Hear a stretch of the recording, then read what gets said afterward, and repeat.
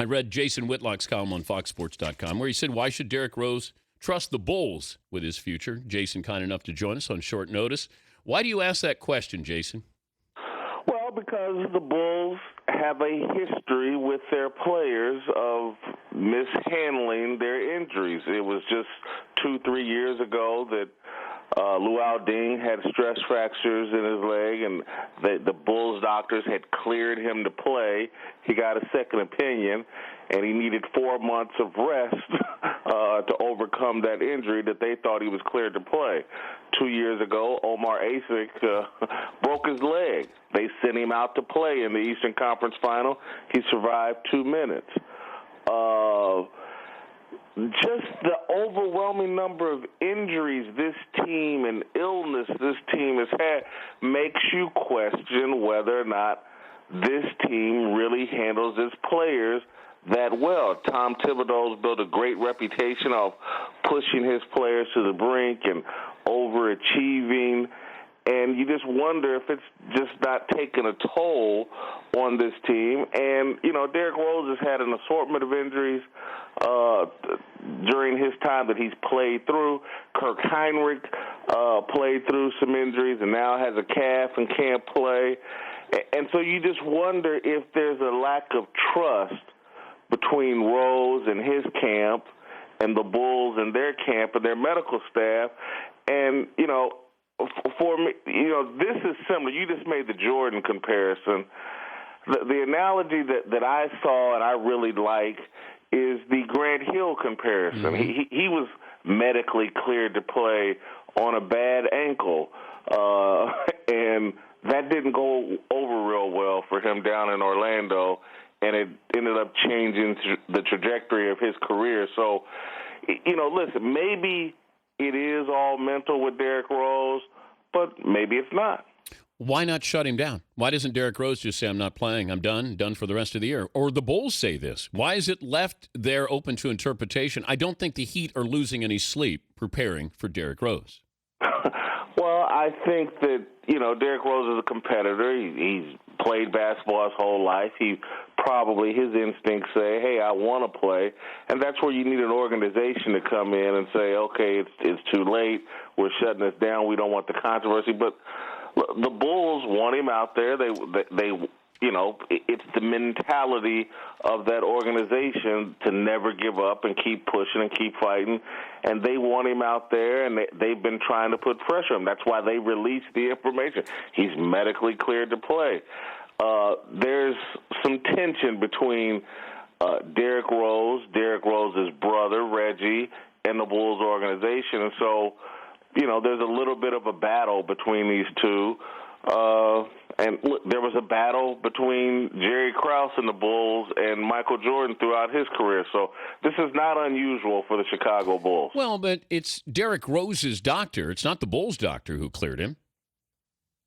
I know this is his hand-picked doctor, yeah, but he's also the doctor for the Bulls. And listen, some of this is personal for me, and I hate to make this reference, but because it'll sound so. But when my last year at Ball State as a college football player, I was medically cleared to play on a torn ACL. The doctor said it wasn't torn, and I played my entire last season with my knee not feeling right. And sure enough, as soon as I got it examined by a second doctor, of course my ACL was torn, and I played the whole season on it, and it made perfect sense. So I'm just not trustworthy of any doctor. You have to be your own best doctor. And so if Dr. Rose isn't comfortable, I'm good with it. He's Jason Whitlock, FoxSports.com, joining us, Dan Patrick Show. In your column, you write, maybe, just maybe, we should analyze, scrutinize, and demonize the old white guys in charge of the most injury-riddled franchise in the NBA playoffs rather than the young black kid who may be a victim of their collective incompetence. Why race? Because there's a lot of piling on of Derrick Rose by the media. And I'm asking those of us in the media to take a step back. There's another side to this. And instead of picking on the one kid, the 24-year-old black kid. There's a whole host of 40 and above white guys who that's who most of the media are, 40 and above white guys. There's a bunch of these guys that we could also be questioning and demonizing, because we are questioning and demonizing Derrick Rose and calling him soft and questioning him every day. There's an other side of the story. Let's be fair and equal, and that's not calling people racist. That's just making people aware that maybe our biases are playing a role in how we're looking at this, and let's question ourselves. It's something that, I do all the time. Am I giving Derrick Rose a break because, he's a black kid? But I've asked, and I want the media to ask him, so, hey, have we looked at both sides of this? And let's look at this whole list of people who are in charge of the Bulls, who are injury-riddled, and who have this history with Dang and Omar Asik and Kirk. Are we being fair, and are we questioning them? So, listen, every time race is discussed, it's not a question about whether someone's being racist.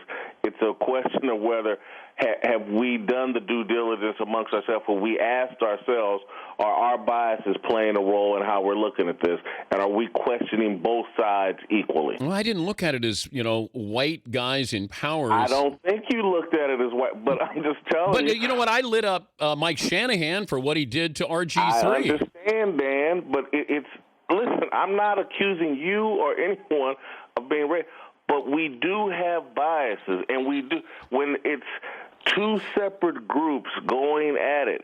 It's a fair thing to ask yourself, damn, am I being fair? And have we looked at the totality of the history of the Bulls and the people in control? And even though they may be a John Paxson we may have a relationship with, and we want to maintain a relationship with Tom Thibodeau and all these guys, and we never think to question them when maybe we should.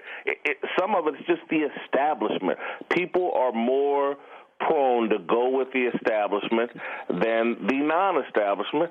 And listen, I'm sorry, I know that race makes some people uncomfortable, just even the discussion of it, but it needs to be discussed. And we need to question ourselves along these lines and just make sure we're being fair. Well, it's like Mike Tomlin lets Ben Roethlisberger go out there with, fractured or separated shoulder or, a injured ankle. Do we question his motives to have Ben Roethlisberger play for the Pittsburgh Steelers? I certainly would. But have you written a column about that? Questions about Mike Tomlin and his ability to coach. And as a black journalist, I sit and question myself. Hey, don't be cutting this dude some slack just because he's a brother and you're rooting for him to have success. I got some serious questions about Mike Tomlin, and hell, I've been tweeting about him and have written a few things about him and catch hell from black people about it. But I'm not cutting this guy slack just because he's black. I've got some questions about how Tomlin handles Ben Roethlisberger and that whole team. Always love talking to you. Thank you, Dan. Thank you, Jason. Jason Whitlock, FoxSports.com. Big sexy. Look, it's not that I always want to know the other side. That's why when people say, why do you listen to, there'll be certain politics that I'll listen to, certain shows. I may not agree, but I want to listen. I just want to hear. I want to hear why I don't agree. Or what is it that I'm missing here? And that's why if, Jason will bring up things I don't agree with. Do I think this is a black superstar and white people in power who don't, it doesn't make sense. The white people in power want to stay in power, and Derrick Rose helps them stay there. There's no pressure on the Bulls front office. None right now. If I'm them, I say, Derrick, shut it down. But Derrick has not shut it down. He's the one making the call. Make the call. Shut it down. Move on next year. Let us play. We'll be ready to go next year.